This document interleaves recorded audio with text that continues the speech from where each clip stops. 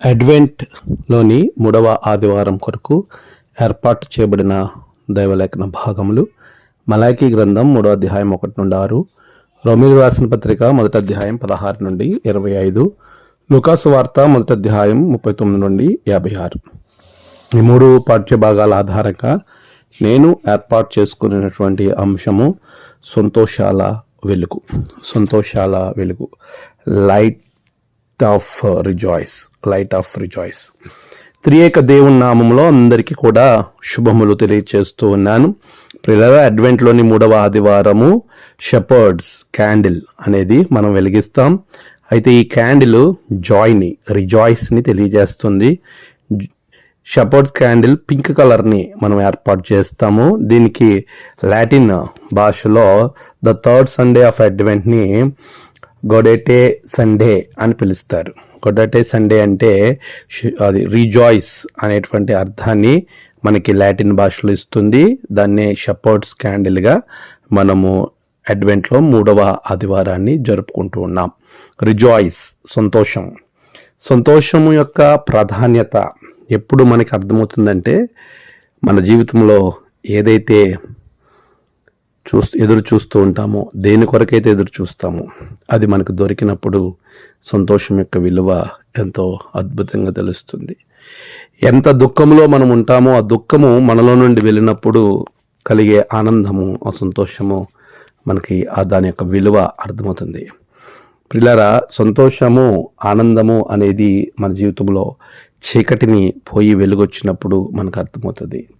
ఏదైతే మనకు లేదో అది మనం పొందుకున్నప్పుడు ఎంతో సంతోషంగా ఉంటాం. అప్పుడు సంతోషం యొక్క విలువ మనకి పరిపూర్ణంగా అర్థమవుతుంది, తెలుసుకోగలుగుతాం. ఈ రోజున మనమందరం సంతోష వెలుగులో మనం జీవించడానికి, చీకటిని పాలదొరడానికి మనము మన జీవితాలకు వెలుగు రక్షకునిగా లోకానికి వచ్చిన యేసు స్వామిని మనం ధ్యానం చేస్తూ ఉన్నాం. అడ్వెంట్ అనగానే క్రీస్తు యొక్క రాక. ఆయన రాక ప్రజలలో చీకటిని తీసివేసింది. ఆయన రాక ప్రజలలో దుఃఖాన్ని తీసివేసింది. ఆయన రాక ప్రజలలో నిత్య ఆనందాన్ని ఇచ్చింది. అలాంటి రాకను జ్ఞాపకం చేసుకుంటూ రాకడికి సిద్ధపడుతున్న తరుణంలో ఈ 3వ ఆదివారము మనమందరం కూడా సంతోషాల వెలుగును ధ్యానం చేద్దాం. 3 పాఠ్యభాగాలు మీరు గమనించండి. 3 సందర్భాలు కూడా ఏదో ఒక దాని గురించి ఎదురు చూసే జనాంగం మనకు కనబడతారు. వారి జీవితాలలో చీకటి అనగా ఒక దానిలో మనం గమనిస్తే ఎదురు చూపు కనబడుతుంది. మరొక దానిలో మీరు గమనిస్తే అక్కడ వారు దేవునికి దూరం అయిపోయి చీకటిలో జీవిస్తున్నటువంటి ప్రజలు కనబడతారు. మరొక దానిలో మీరు ఆలోచన చేస్తున్నప్పుడు ప్రభువు వచ్చి ఏ విధమైనటువంటి వెలుగునిస్తాడో మనకి కనబడుతుంది. ఈ 3 కూడా ప్రభు మనకి ఇచ్చేటువంటి ఆశీర్వాదాలు. అందులో ప్రియులారా, మనము మలాకీ పుస్తకాన్ని కనుక మనం ఆలోచన చేస్తూ ఉన్నప్పుడు, మలాకీ గ్రంథము చెర నివాసం నుండి బయటకు వచ్చిన తర్వాత 425లో అది రాయడం జరిగింది. హగ్గయి, జకర్యా, మలాకీ ముగ్గురు కూడా దక్షిణ రాజ్యమైనటువంటి యూదా పరిచర్యలో వారు ఉన్నారు. దేవాలయం కట్టేటువంటి పరిస్థితులలో మలాకీ దేవాలయం నిర్లక్ష్యం చేసిన వారి యొక్క మనస్తత్వమును, వారి అప్పగించినటువంటి వారు దేవునికి అప్పగించిన బలులను గురించి ఆయన మాట్లాడుతూ ఉంటాడు.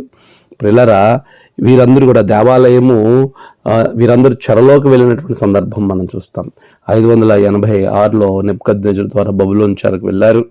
తిరిగి మరలా 425లో మలాకీ రాసినటువంటి గ్రంథంగా మనం చూస్తాం. అంటే క్రీస్తు పూర్వము మీరు గమనిస్తే దగ్గర 70 సంవత్సరాల తదుపరి వారు దేవునిలో చివరి చెర నుంచి బయటకు వచ్చే సందర్భంలో దేవుడు మలాకీ ద్వారా వారితో మాట్లాడారు. మీరు చెరలోకి వెళ్ళడానికి కారణం దేవుని వదిలి దూరంగా వెళ్ళడమే. మీరు చెరలోకి వెళ్ళడానికి కారణాన్ని జ్ఞాపకం చేస్తూ తిరిగి మరలా అలాంటి చెరలోనికి మీరు వెళ్లకుండా ఉండటానికి మిమ్మల్ని మీరు సిద్ధపరచుకోండి. ప్రభు మీ వద్దకు త్వరలో రాబోతున్నాడు. ఆయన దూతను పంపుతూ ఉన్నాడు.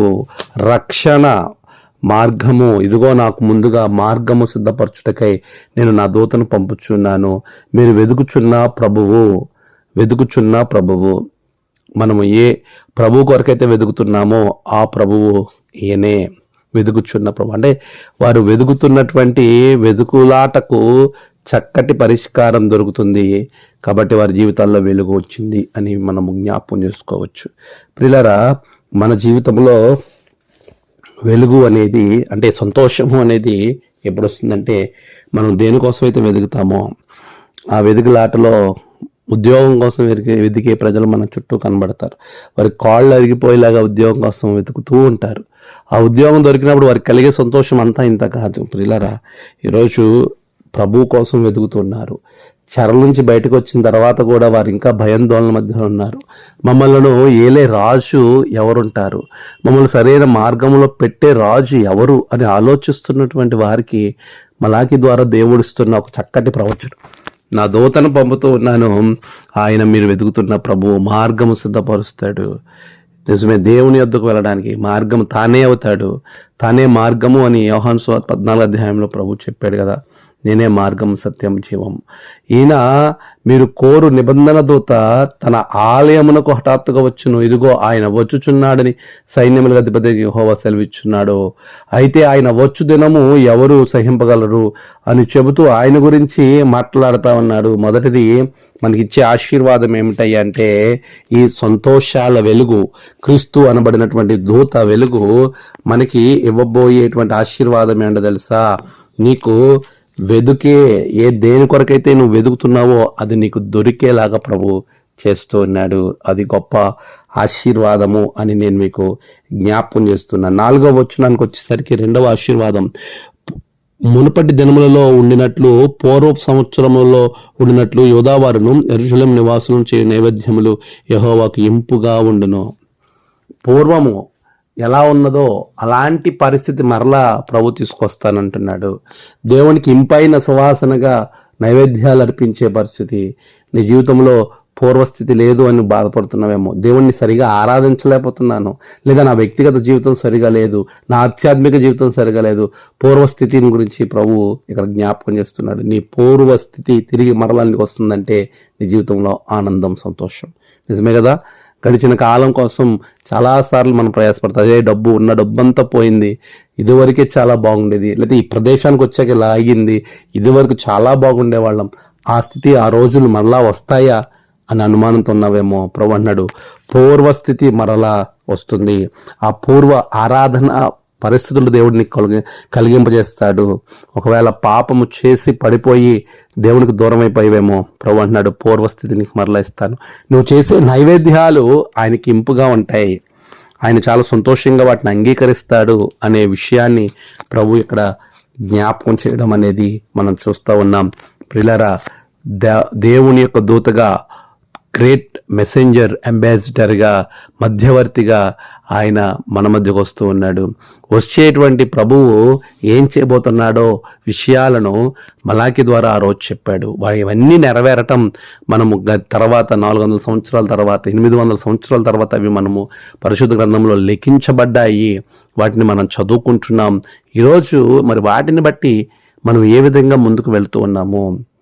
రక్షణ సంతోషము, ఆనందాన్ని ఇస్తుంది. అలాంటి మార్గం సిద్ధపరిచే దూత ప్రభువు వారి జీవితాల్లో దేనినైతే వెతుకుతున్నారో వెదకుడి మీకు దొరుకును అన్నట్లుగా వారు వెదికిన దానిని ప్రభు అనుగ్రహిస్తున్నాడు. పూర్వస్థితి ఆరాధన స్థాయిని ప్రభు అనుగ్రహిస్తున్నాడు. అంతేకాదు న్యాయము తీర్చేటువంటి దేవుడు, న్యాయమునిచ్చే దేవుడు. ఆయన నీకు న్యాయాన్ని అనుగ్రహిస్తాడు. అందుకే వస్తున్నాడు. తీర్పు తీర్చుటకై నేను మీ యొద్దకు రాగా చిల్లంగి వాండ్ర మీదను, వ్యభిచారుల మీదను, అప్రమాణికుల మీదను నాకు భయపడక వారి కూలి విషయములలో కూలివారిని, విధవరాండ్రను, తండ్రి లేని వారిని బాధపెట్టి పరదేశులకు అన్యాయము చేయు వారి మీదను దృఢముగా సాక్ష్యం పలుకుదరని సైన్యములకు అధిపతి యెహోవా సెలవిచ్చును. చూసారా ప్రియులరా, న్యాయము తీర్పు తీర్చుటకు, న్యాయాన్ని జరిగించడానికి. నీకు ఒకవేళ అన్యాయం జరిగిందని నువ్వు బాధపడుతున్నావేమో, దేవుడు నీ పక్షాన న్యాయం చేయబోతా ఉన్నాడు. అందుకే ఆయన రాకడా.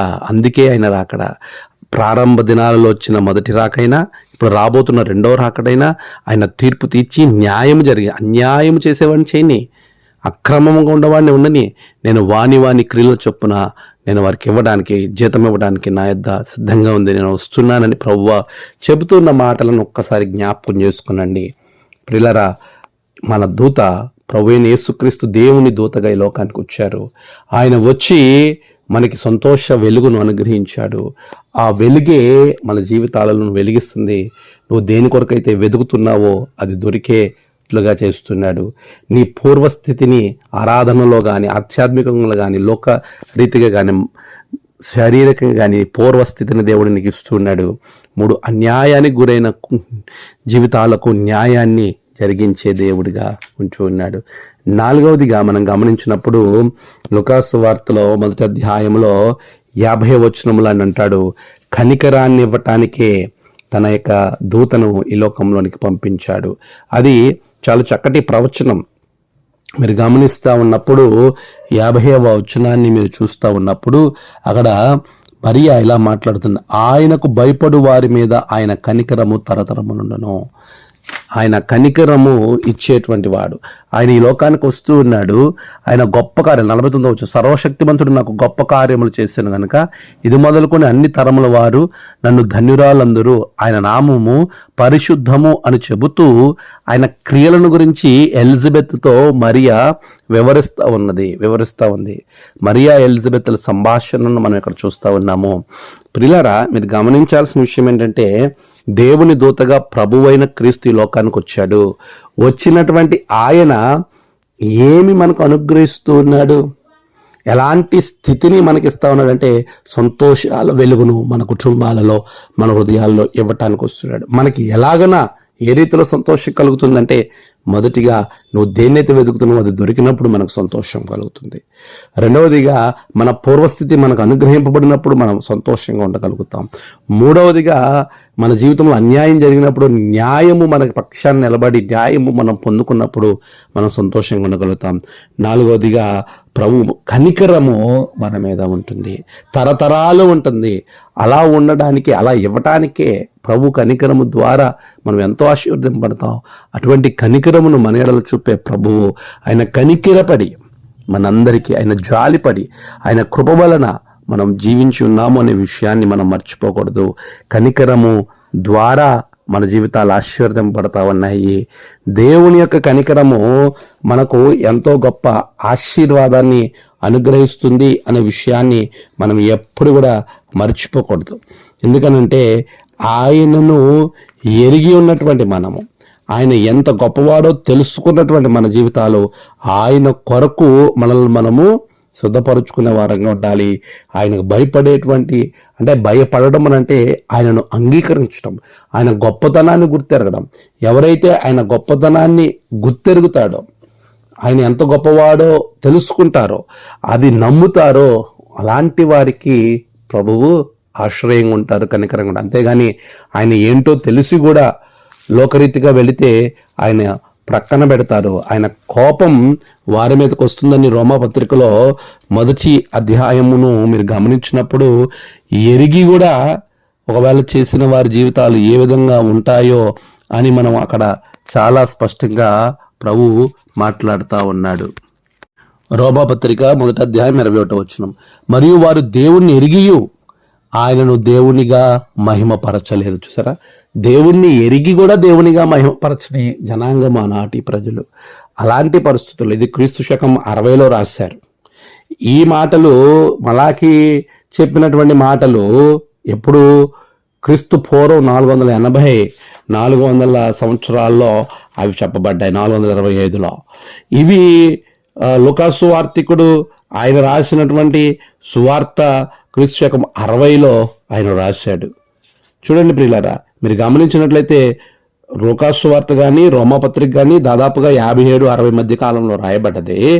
ఇవేమో 425లో రాయబడ్డది. అంటే ఈ యొక్క 400 సంవత్సరాలు, చీకటి కాలం 400 సంవత్సరాలు, ఈ యొక్క 60 సంవత్సరాలు, సుమారుగా 800-900 సంవత్సరాల కాలపు చరిత్రలో ఈ చరిత్ర 900 సంవత్సరాల చరిత్ర మధ్య జరిగిన విశేషాలను మనము ధ్యానం చేస్తూ ప్రస్తుతానికి మన జీవితానికి అన్వయించుకునే వారంగా ఉండాలి. ఈ 900 సంవత్సరాల కాలంలో ఇశ్రాయేల్ ప్రజలు, యూదా జనాంగం ఏ విధంగా పరివర్తన చెందారు, చెరలోకి వెళ్ళినప్పుడు ఎలా ఉన్నారు, చెర నుంచి బయటకు వచ్చిన తర్వాత ఎలాగ ఉన్నారు, వారి పితరులు ఎలాగ ఉన్నారు, చీకటి కాలంలో ఎలాగ ఉన్నారు, ఆ తర్వాత రోమా గవర్నెన్స్లో వారి జీవితాలు ఎలా మార్చుకున్నారు, అప్పుడు దేవునికి ఎలాగన వారు తమను తాము అప్పగించుకున్నారు. ఆ మాటలను, ఆ ప్రభావాన్ని చూసిన గ్రీసు దేశస్థుడైన లూకా కానీ, అన్యుడిగా ఉన్నటువంటి లూకా యూదులకు ఏ విధమైన వర్తమానం అందించాడు, గ్రీసు దేశస్థునికి యూదునికి అనే తారతమ్యం లేకుండా ఏ విధంగా పౌలు రోమాపత్రికను అనుగ్రహించి వారితో మాట్లాడుతున్నాడు. ఫీబే అనే సంఘ పరిచారకుల ద్వారా ఈ పత్రికను రాసి ఆమెకిచ్చి పంపించడం అనేది మనం చూస్తూ ఉన్నాం. ప్రియులారా, ఇలాంటి కాంటెక్స్ట్లో, ఇటువంటి చారిత్రాత్మక నేపథ్యంలో పౌలు రోమీలకు ఒక పత్రిక రాస్తూ వారిని బలపరుస్తూ ఉన్నాడు.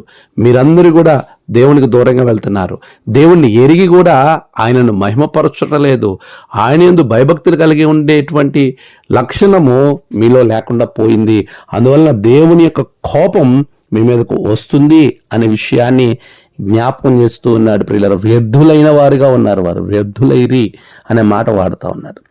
ప్రియులారా, వ్యర్థమైనటువంటి జీవితం, భక్తిహీనత కలిగే జీవితం జీవించిన వారికి 18వ వచనంలో అంటాడు, దేవుని కోపం పరలోకం నుండి బయలుపరచుచున్నది. కాబట్టి మనము దేవుని కోపాన్ని పొందే వారంగా కాకుండా ఆయన అనుగ్రహించే సంతోషాన్ని ఆస్వాదించే వారంగా ఉండాలని ఈ 3వ క్యాండిల్, అయితే ఈ 3వ ఆదివారము మనలను ప్రేరేపిస్తుంది, బలపరుస్తుంది. అందుకే ఆయన యందు భయభక్తులు కలిగి అనగా ఆయనను ఎరిగి, ఆయన గొప్ప దేవుడనే, నేను ఇలాంటి వాడను, నా శక్తి ఇలాంటిది, ఆయన ఎలాంటి వాడో అక్కడ మలాకి గ్రంథకర్త ఆయన చాలా స్పష్టంగా ఆయన గురించి వివరిస్తున్నాడు, ఆయన గొప్పతనాన్ని గురించి వివరిస్తూ ఉన్నాడు. అంత గొప్ప దేవుణ్ణి మనం కలిగి ఉండగా చూడండి, ఈయన అంటున్నాడు, అయితే ఆయన వచ్చు దినములు ఎవడు సహింపగలడు, ఆయన అడుగుగా ఎవరు ఓర్వగలరు, ఆయన కంసాలి అగ్ని వంటివాడు, చాకలివాణి సబ్బు వంటివాడు, వెండిని శోధించి నిర్మలము చేయువాడైనట్టు కూర్చునియుండును. మలాకి గ్రంథం 3వ అధ్యాయము 2వ వచనం నుండి మీరు చదివినప్పుడు ఇక్కడ ప్రభువుని గురించి, ప్రభు రక్షణ గురించి వివరిస్తా ఉన్నాడు. అలాంటి దేవుడు కనికరాన్ని ఇస్తానంటున్నాడు. నువ్వు దేవుని యందు భయభక్తులు కలిగి ఆయనగా ఆరాధించగలిగినప్పుడు, ఆయన గుర్తించగలిగినప్పుడు, ఆయన ఆస్వాదించగలిగినప్పుడు, ఆయన ఆహ్వానించగలిగినప్పుడు, ఆయనకు అంకితము అయినప్పుడు, ప్రియులారా, మరి అలాంటి గొప్ప ఆశీర్వాదము, దేవుని కనికరము పొందుకునే సంతోషాన్ని ప్రభునికి ఇస్తుంటే వాటిని వదులుకోవద్దు.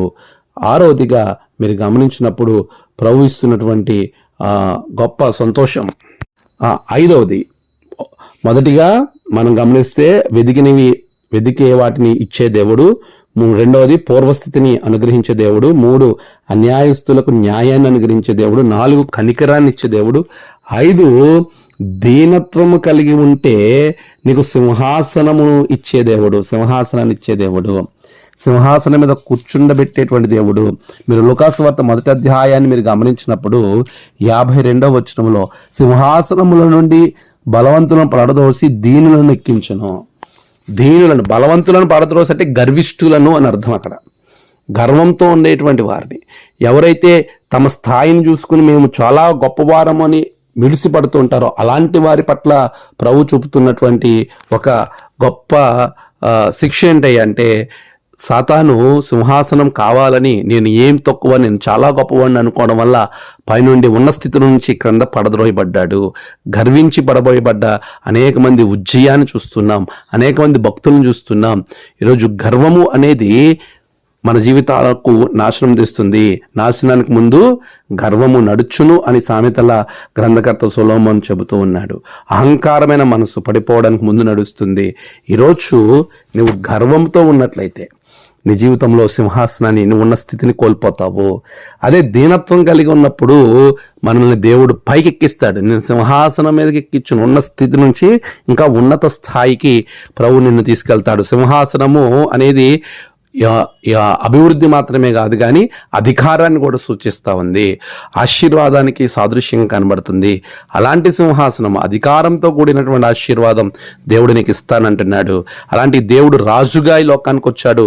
అటువంటి రాజరిక వ్యవస్థలో ఆయన వారసత్వాన్ని నీకు అనుగ్రహిస్తానని ప్రభు చెప్తా ఉన్నాడు. అటువంటి సందర్భం మనకి ఎంత సంతోషంగా ఉంటుంది.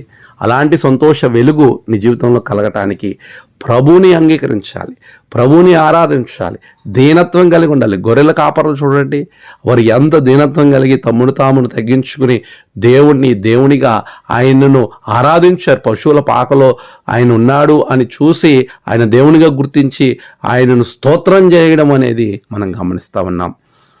ప్రియులారా, అలాగున మన దీనత్వం కలిగి ఆయనను ఆరాధించగలగాలి. అలా ఆరాధించేటువంటి స్థితిలో ప్రభు అంటున్నాడు, నీకు నేను సింహాసనాన్ని ఇస్తూ ఉన్నాను.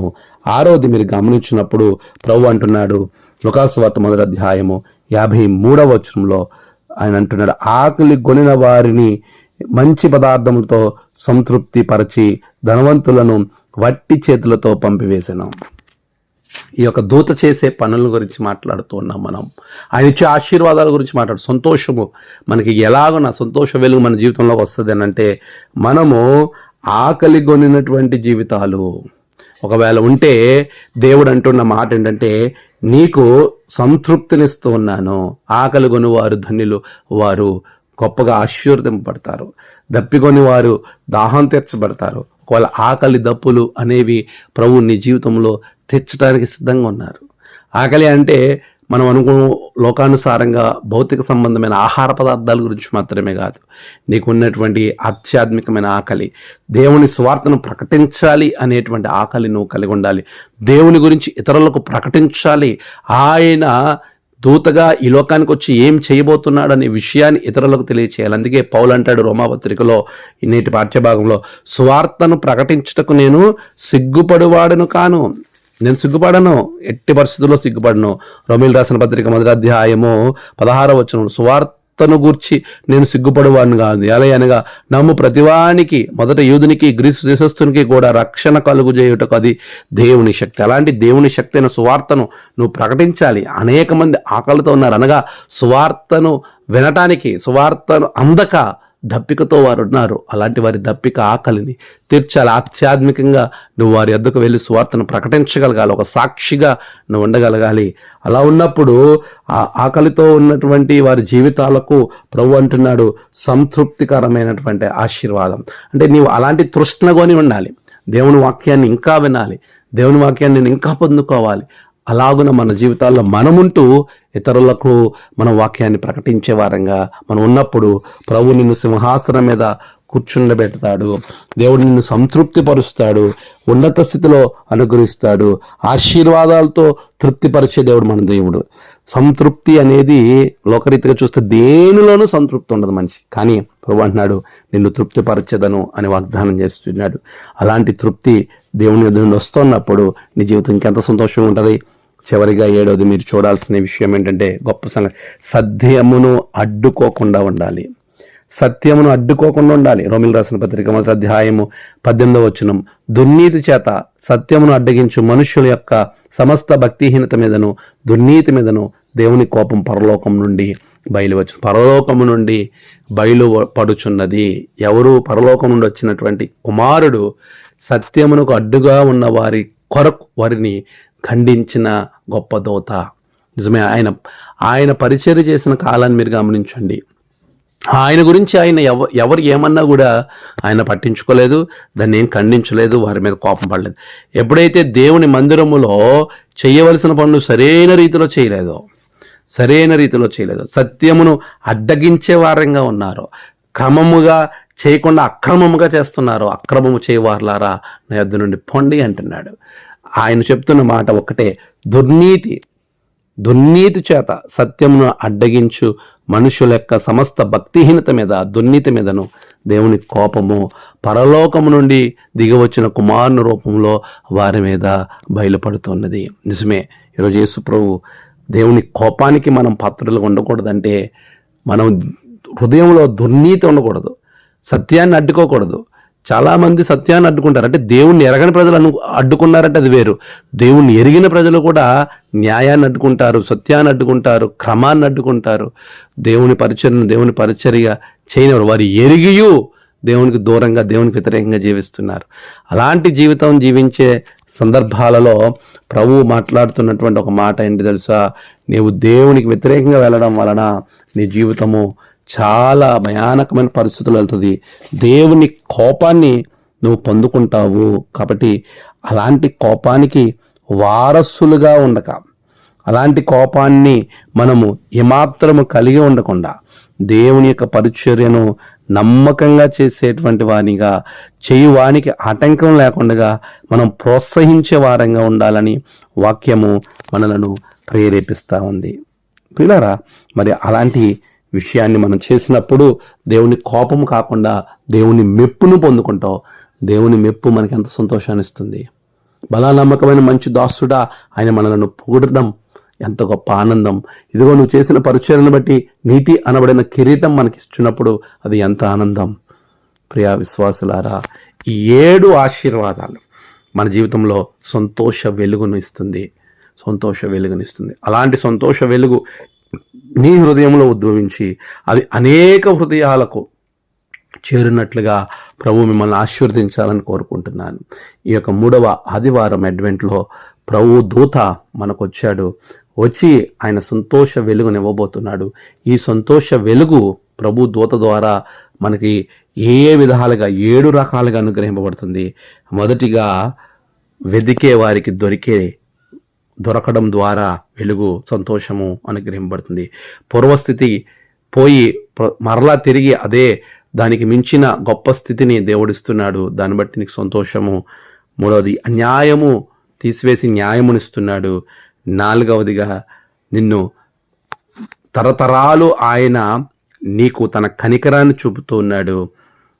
5 ఆయన సింహాసనం మీద నిన్ను కూర్చుండబెడుతున్నాడు. 6 నిన్ను తృప్తిపరుస్తున్నాడు. 7వది ప్రభు యొక్క మెప్పు, అంటే ఆయన కోపము లేకుండా మెప్పును నీకు అనుగ్రహిస్తాడు. ఎప్పుడైతే సత్యమును అడ్డుకోకుండా మనం ఉంటామో ఆయన కోపం మన మీదకి రాదు. సత్యమును అడ్డుకున్న వారికి మాత్రమే ఆయన కోపం.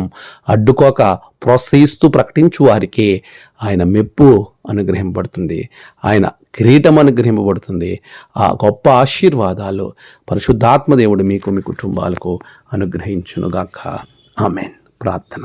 సర్వోన్నతుడా, గొప్ప దేవ, సంతోషాల వెలుగులతో మా బిడ్డలను ఈ క్రిస్మస్ కాలంలో నింపండి. వారి జీవితంలో ఏమేమి చేస్తే ఎలాంటి సంతోషాలు అనుగ్రహింపబడతాయో అలాంటి సంతోషములతో నింపండి. నేడు వారి జీవితాలన్నీ వెలిగించి వారి ద్వారా అనేక జీవితాలు వెలుగునట్లుగా సహాయము చేయమని యేసు నామమున ప్రార్థించి వేడుకొంచున్నాం తండ్రి. ఆమెన్. తండ్రి, కుమార, పరిశుద్ధాత్మ త్రియేక దేవుని దీవెన ఆశీర్వాదాలు మీకు తోడుగా ఉండి నడిపించును గాక. ఆమెన్.